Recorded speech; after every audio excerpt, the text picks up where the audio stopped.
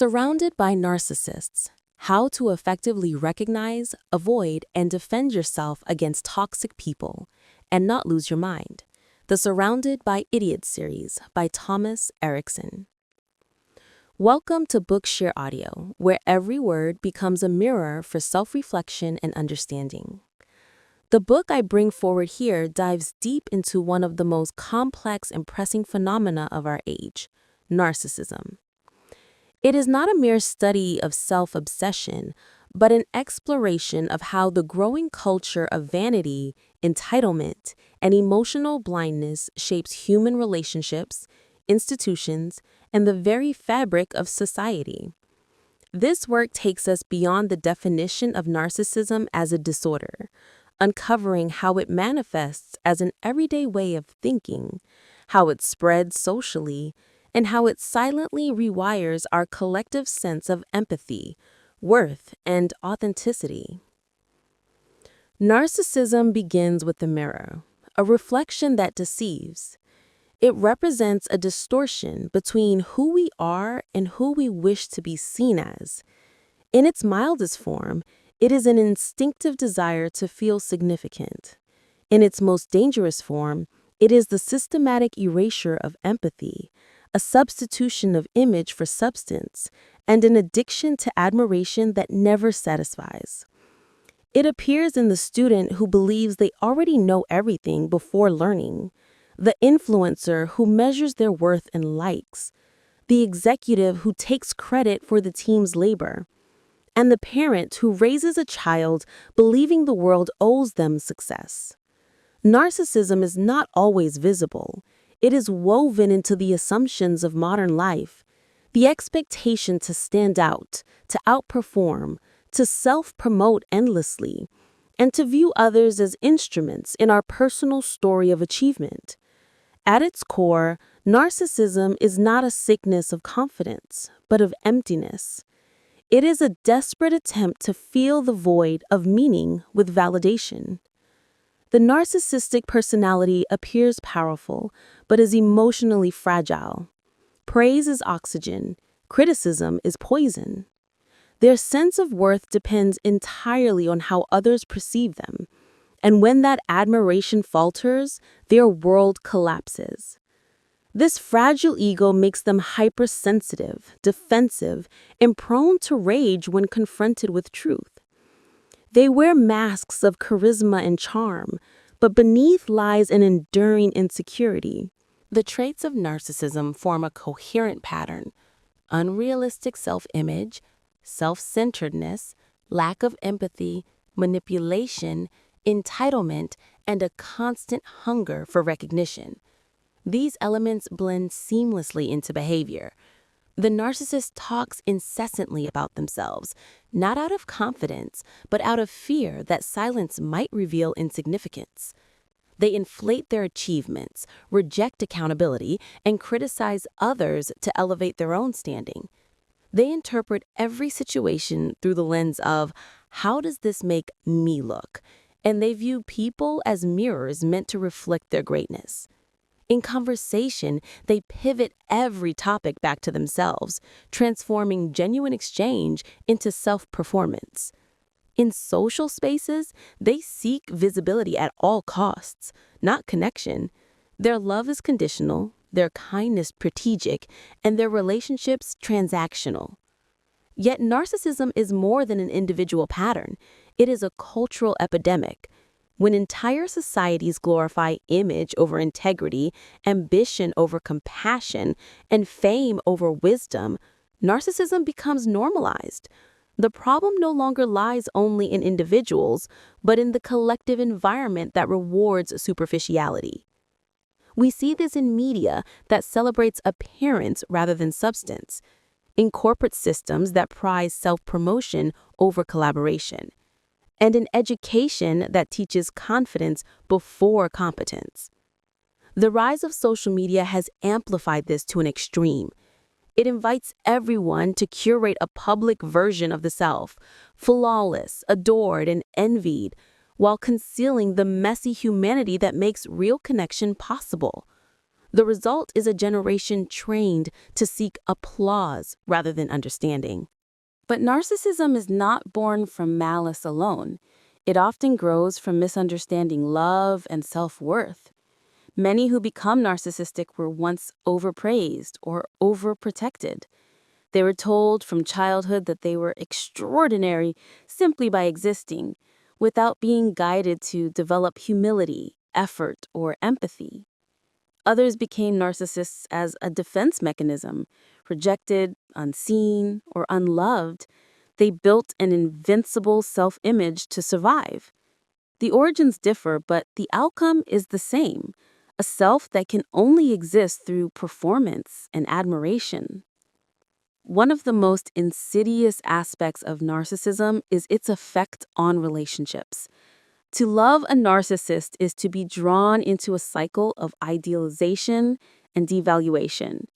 At first, they present a version of perfection: attentive, charming, intoxicating. They mirror your desires, make you feel special, and create an illusion of deep connection. But once the admiration fades, they begin to withdraw warmth, criticize, or manipulate to regain control. The relationship becomes a stage for dominance, not partnership. Those close to narcissists often find themselves doubting their own reality, apologizing for things they never did, and losing sight of their own needs. Emotional abuse does not always appear violent. Sometimes it arrives disguised as passion, ambition, or confidence. Narcissists are skilled manipulators because they understand the emotional mechanics of others, even though they lack empathy. They know how to trigger guilt, dependency, or admiration. They exploit weaknesses with precision: the kind person's need to help, the loyal person's need to trust, the insecure person's need to be chosen. In professional settings, they thrive where visibility and politics matter more than competence. They align themselves with power, take credit for group success, and subtly sabotage threats. Because they are often articulate and charming, they climb quickly, leaving confusion in their wake. The danger extends beyond personal harm. Narcissistic behavior at scale corrupts the ethical structure of communities. When leaders, influencers, or institutions are dominated by narcissistic values, self-interest, manipulation, and the illusion of perfection, the collective conscience deteriorates. It becomes acceptable to exaggerate, to fake authenticity, to pursue attention at any cost. In such a culture, truth becomes negotiable, empathy becomes weakness, and morality becomes a brand. This is what it means to live in a narcissistic culture, a world where everyone is performing and no one is listening. To understand the magnitude of this issue, we must also recognize its companions, the dark triad of traits: narcissism, psychopathy, and Machiavellianism. Together, they form a triad of emotional darkness that defines much of modern manipulation. The psychopath lacks empathy entirely, driven by thrill and dominance. The Machiavellian manipulates with cold calculation. And the narcissist, though not always violent or criminal, manipulates through charm and vanity. The narcissist's weapon is emotional distortion, convincing others that their abuse is love, their exploitation is leadership, their ambition is virtue. Unlike temporary selfishness, narcissism is resistant to change because it is not merely behavior, it is identity. It is a worldview built on the conviction that the self is supreme. This makes treatment nearly impossible, for admitting fault would shatter the illusion that sustains them. Narcissists do not seek help to change. They seek help to regain control when their manipulation fails. Their therapy often becomes another performance, another opportunity to prove their uniqueness. Yet the greatest tragedy of narcissism lies not in the narcissist, but in what it takes from others. It drains empathy, silences humility, and discourages vulnerability, qualities that sustain genuine humanity. When narcissism dominates, kindness becomes naive, honesty becomes dangerous, and relationships become battles for validation. People begin to imitate narcissistic patterns for survival, learning to appear rather than to be. In this way, narcissism reproduces itself across generations, shaping not only individuals but social norms. There is also a subtler form of narcissism, collective narcissism, when groups, nations, or communities inflate their self-image to hide insecurity. It manifests in nationalism, corporate ego, or ideological superiority. In this form, entire groups behave like a single narcissistic mind, seeking recognition and dominance while denying faults. This explains much of the aggression and polarization in modern societies. When criticism of a group's behavior feels like an attack on its identity, dialogue becomes impossible. The antidote to narcissism is not self-hatred, but self-awareness. True self-esteem is quiet. It does not need applause.